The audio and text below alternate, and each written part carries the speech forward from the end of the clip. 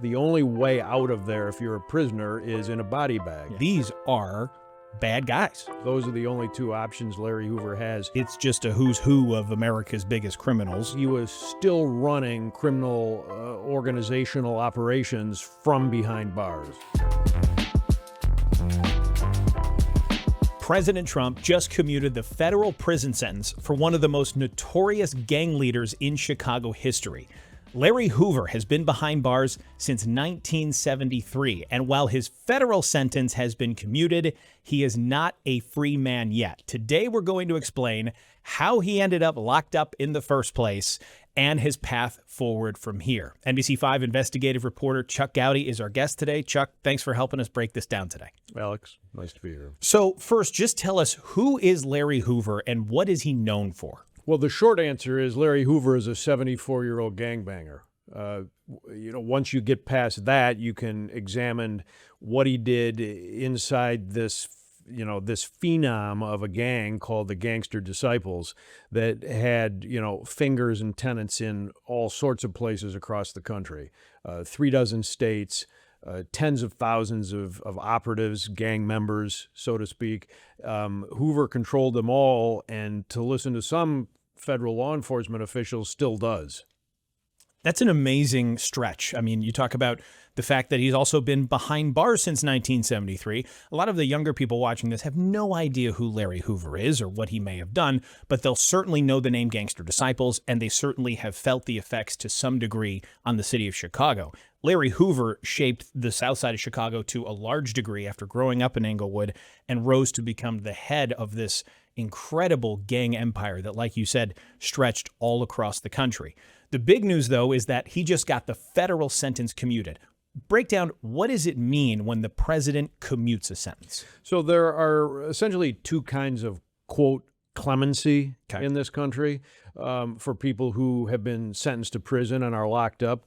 I mean, the first is a full-blown pardon, which means your record is wiped clean and you walk out of prison and you have nothing on your record.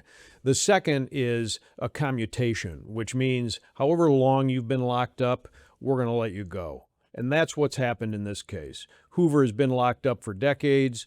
President Trump signed a commutation, which means he walks out of the federal system. In Hoover's case, he will be walking straight into the state prison system as well because he still has some legal issues there. Let's talk about why the feds and state police and any law enforcement basically who's ever come in contact with Larry Hoover consider him so dangerous. What made him end up in the Supermax prison in Colorado in the first place? Well, the reason he ended up in the Supermax, just to back it up from there, is because he was still running criminal organizational operations from behind bars. From state prison. From state prison. And the best hope that at least law enforcement officials in this country have found to try to prevent that from happening, stop it from happening, or curb it at the very least, is to put somebody in these administratively sanctioned facilities. The Supermax in Florence, Colorado is one of those. You're in solitary confinement in most cases. You have almost no contact with anybody on the inside and hardly any contact ever with somebody from the outside. So your ability to run criminal rackets, whether it be for the mafia or for a street gang, is really limited. They don't send you to Supermax for parking tickets. I mean, the list of people who are in there, it's just a who's who of America's biggest criminals. You got El Chapo, I think. Mm-hmm. Richard Reed, known as the Shoe Bomber. Right. Jeff Fort, who ran the El Rukins here in Chicago. 9/11 plotter Zacharias Moussaoui. I mean, these are bad guys. Right, and that's why they're there. It's a relatively small facility in terms of numbers. I guess, thankfully, there aren't, thousands and thousands of people who deserve to be there. But the people who are there for a reason, and Larry Hoover would have been, at the top of the list of people from Chicago. So it's just a matter of hours since that commutation came down from President Trump on the federal sentence part. As you mentioned, he's still convicted and sentenced under state law. Do we know where Larry Hoover is right now? Well, as far as we know, he is still at the Supermax in Colorado. They're preparing to move him back to Illinois. It may have happened 5 minutes ago. It may happen this weekend. It will happen at some point because the federal government no longer has a hold on him. When he comes back to Illinois, he will be immediately put into a state prison, a maximum security state prison. He's still being held in Illinois, or will be anyway, on a sentence of 150 to 200 years for similar things that caused him to be locked up in the federal system. And he will be there in state prison in Illinois until he has a parole hearing here, or the governor decides that he's going to commute his state sentence as well. Okay. We've not heard officially from the governor on this, but those are the only two options Larry Hoover has to see actual freedom out on the street. Obviously, Hoover's family is celebrating this. His supporters are celebrating this. But he was convicted in 1973 on a murder, and that's what's putting him back behind state bars right now. Do we know how long this process could take in terms of parole, the next steps for him to actually have him potentially be a free man? Right. Well, if Governor Pritzker were to commute his state sentences, it would be as quick as the Trump commutation. Okay. There's no reason to believe that that's going to happen. Some people don't think that Pritzker has much of an appetite to do that. There's nothing politically in it for him to speak of.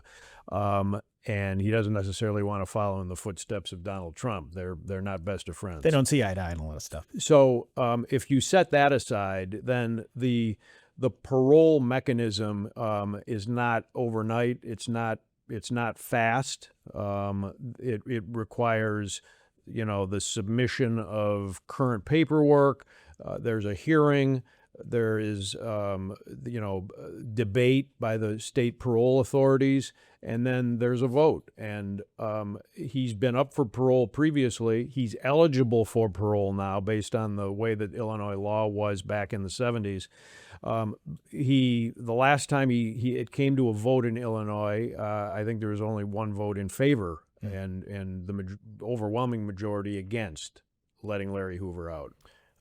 Let's talk about some of the things really quick that federal prosecutors say that Larry Hoover did and he was convicted of. I got a quote from Ron Safer, who led the prosecution under Operation Vacuum. The DEA agents who gave it that name, they don't have a great sense of humor. Maybe they did. Operation Vacuum for Hoover Vacuum. They need TV writers. They do. Here's a quote from Ron Safer, saying that Hoover, quote, ran a gang from prison that was responsible for the highest murder rate the city has ever seen, a drug network that was pervasive and efficient, and an organization that controlled parks and street corners and neighborhoods and made it impossible for children to go outside and be children, unquote.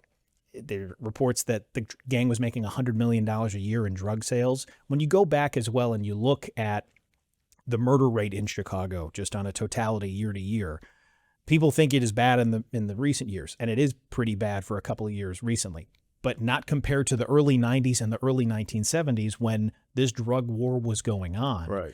Can you give any color to that effect in terms of what the feds are talking about, how bad it really was when Larry Hoover was running things? Well, it was pushing 1,000 murders a year, and nearly all of them had some connection to the drug and gang trade in Chicago, and Larry Hoover owned and operated that. Nothing happened in that area, those arenas, without Hoover's knowledge and most likely approval. And so that's kind of the backdrop for all of this. And that's why federal law enforcement, federal prosecutors across the board are saying that this is not somebody who should be on the street.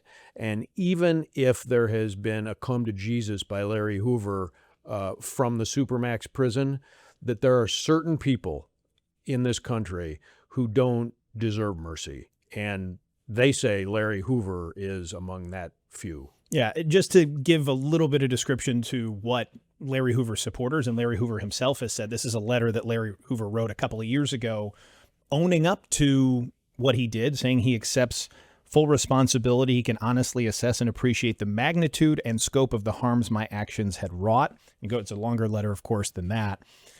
That's obviously been the argument that this is a changed man, even though he's done so much wrong in the past that he admits to, that is ostensibly part of the reasoning that President Trump issued this commutation. It's just going to be interesting to see how this plays out from here, considering the long length of conduct for which he has been locked up. Right. And yet he's going to be 75 in November, what the state might end up doing related to his freedom. Well, just about everybody who's locked up in prison is changed in some way or another. And don't forget, if you want any chance at parole in Illinois or anywhere else, you better ask for this. Yeah. Well, there is an acceptance of responsibility that's required. If you walk in and say, I didn't do any of these things, I was wrongfully accused, I've been locked up against not only my will, but against the laws of Illinois, you're never going to get out. And so there is some selfishness by every prisoner to accept responsibility for what they were locked up for doing. Yeah.